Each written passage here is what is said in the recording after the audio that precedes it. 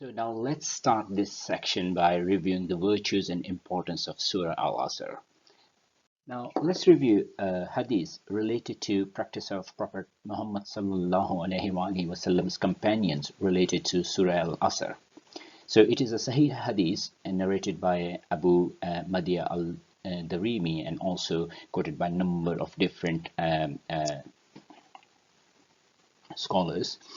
When two men among the companions of the Prophet sallallahu alaihi wasallam met, they did not part until one of them has recited to the other the entire Surah Al-Asr in its entirety, and then one would say salam to greet the other. So I would like you to ponder on this, why you think Sahaba radiyallahu ta'ala anhu reminded each other of Surah Al-Asr before parting company. Why do they think it was so important that in every single meetup before they would part, they would recite? So you could possibly pause the video and reflect on it, and we will discuss it in the next slide.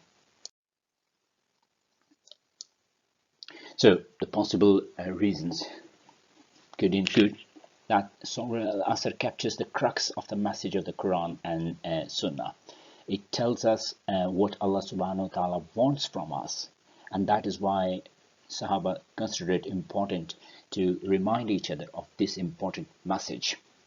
It was sort of a reminder that our mutual love is for the sake of Allah subhanahu wa ta'ala alone, and it also helps set them key priorities in the life. So we will study the contents of the surah a bit later in this presentation. It sets out very clearly the strategy that one has to pursue to be successful in the life, and it served as a positive reminder using a 4-point framework as some of the key criteria which are essential to be met to have a success in this world and the hereafter.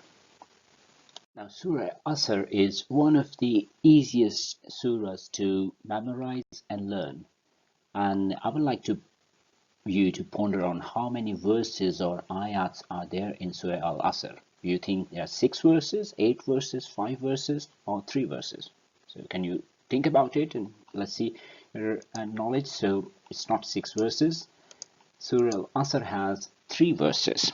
So it is one of the shortest surahs in the Holy Quran, and this surah has been termed a linguistic miracle because just within 3 verses, only 3 verses, it provides us with a summary of an entirety of Islamic teachings.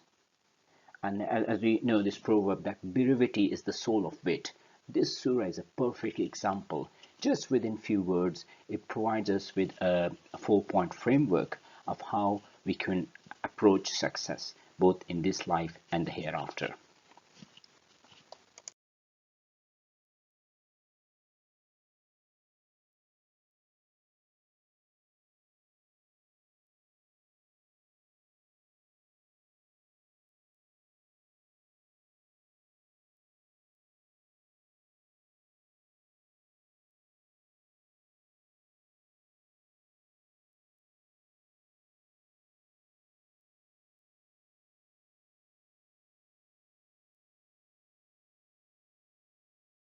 Now, Surah Asr tells us of 4 qualities that we need to ensure that we have to ensure that path to success and salvation in this world and the world hereafter.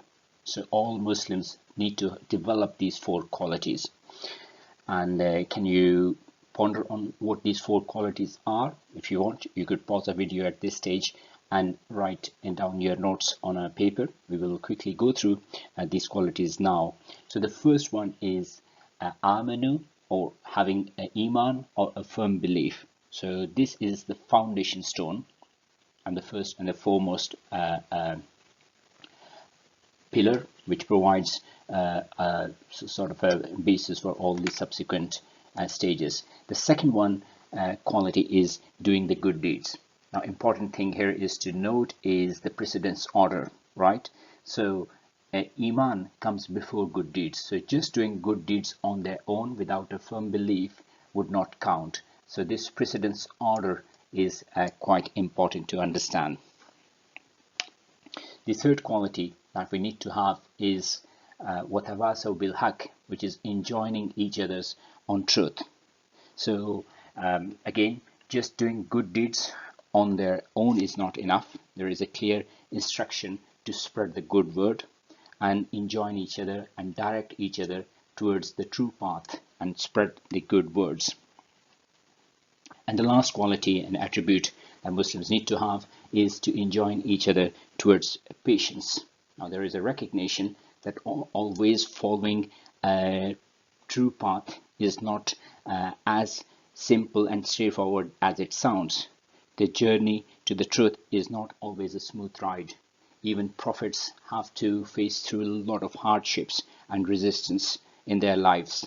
And so there is a warning that this following the true path could be full of obstructions, and thus there is a very important need to remain patient, not only oneself, but also enjoin the patience to others. Now, there are a lot of virtues of reading Surah Al-Asr. In the previous reminder, we saw how all Sahaba Ikram, whenever they would used to meet, they would recite Surah Al-Asr before parting company, just as a positive reminder.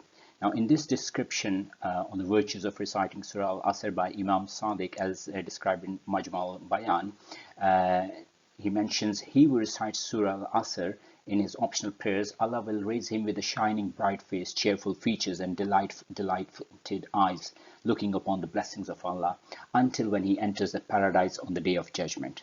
So, a key message to understand is that Surah Al-Asr mentions a 4 points strategy to success.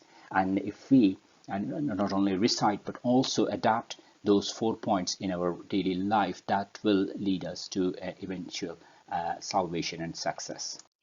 So in our previous slide, we did review that Surah Al-Asr requires us to develop 4 qualities. Now, Ibn Kathir, in his description, has broken these 4 qualities into categories of personal development and personal betterment, and social development and social betterment. Now, the question here is, which of these 4 qualities relate to personal betterment, and which one you reckon leads to social development? Right? So if you would like to ponder, you could pause at this stage and reflect. So the correct answer is the first 2 qualities, which is aminu, having a firm belief, and doing good deeds. They relate to personal development. So these are the qualities that we need to develop within our own self. So having a firm belief as required according to Islamic principles, and having a single-minded focus on doing good deeds, as described in Surah Mulk, that one of the purpose of the Allah's creation is to test who do the good deeds. So having a firm belief and good deeds relate to our personal actions, but that's not good enough, and we also have a social element to this. So the third and the fourth components relate to the social betterment, where there's an emphasis on enjoining each other on the truth and enjoining each other on the patience. So the last 2 qualities relate to the social development, whereas the first 2 qualities relate to personal development. Now, scholars have described the bil haq, watawasaw bil haq, or enjoining the truth, as a sort of like a package of points 1 and 2. So point 1 and point 2 leads to basically the point 3. So basically we do have a firm belief, and we do the good deeds, and then we try to just not contain this to our own self, but we move this good belief and the good deeds to others as well. And likewise, when we talk about sabr or patience, it relates to abstaining from sins and the bad deeds and the bad beliefs, and following the path of shaitan. So here we could see that the point 3 enjoins us to spread the good words and spread the good actions, and enjoin the good actions within the society, whereas point 4 encourages Muslims to forbid the evil actions. So this full package is required. A key message is that just having point 1 and 2 on their own at a personal level. So just having a firm belief and good deeds at a personal level is not good enough. There is a very strong social element. So there is a clear instruction to enjoin others for the truth and enjoin others for the patience. So emphasis here is not only to follow the right path ourselves, but also to encourage others to follow the right path, leading to development of a happy and healthy society. This may take different shapes and forms. It means doing good deeds. It could also mean exchange of knowledge to lead to the intellectual development of our society. At the same time, there is an emphasis on the being patient to improve the practical life of Muslims. Right, so now we will move to the section 2 of this presentation, where we will be focusing on meaning and explanation of Surah Al-Asr. Now in this slide you can see this beautiful calligraphy and a piece of art. So Muslims artists through the history have demonstrated their love for Quran through beautiful art and calligraphy, which could be seen in a lot of mosques and places of historical interest. Right, so move on to the meanings. Right, so we start with Bismillahir Rahmanir Rahim, which means in the name of Allah, most gracious, most merciful. Now here I have left a few blanks just to ensure that you understand the keywords in this surah. Wal Asr. So can you have a guess? What does it mean? I swear by the dash. So it stands for time. So the meaning of Asr is time. Innal insana lafi khusr. So man is in a state of loss indeed. Now illallazina, which is except those who amanu, that's the first condition, stands for iman. Wa amilu salihati, and did the righteous deeds. Wa tawasaw bil haqqi, and exhorted each other to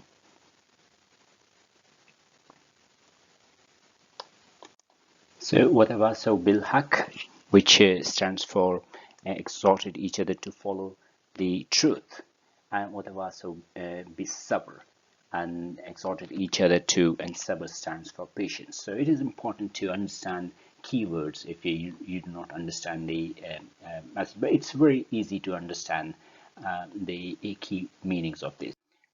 Here is the true translation. So I swear by the time man is in a state of loss indeed, except those who believed and did the righteous deeds and exhorted each other to follow the truth and exhorted each other to observe patience. Okay, so let's see how this surah is structured. The first verse focuses on the evidence and the importance of what is coming. It focuses on why. Shall we listen to the message in this surah very carefully by taking a testimony of time. The time bears testimony to the fact that evil always comes to an evil end. For instance, the pharaohs. And time always favored those who have faith and live clean, pure lives. And time favors those who have patience.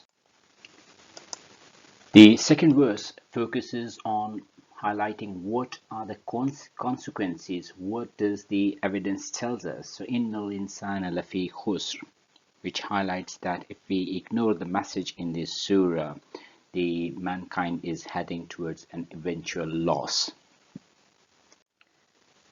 Our time on this planet is limited, and if we do not use our time productively and properly, we are heading towards a big loss.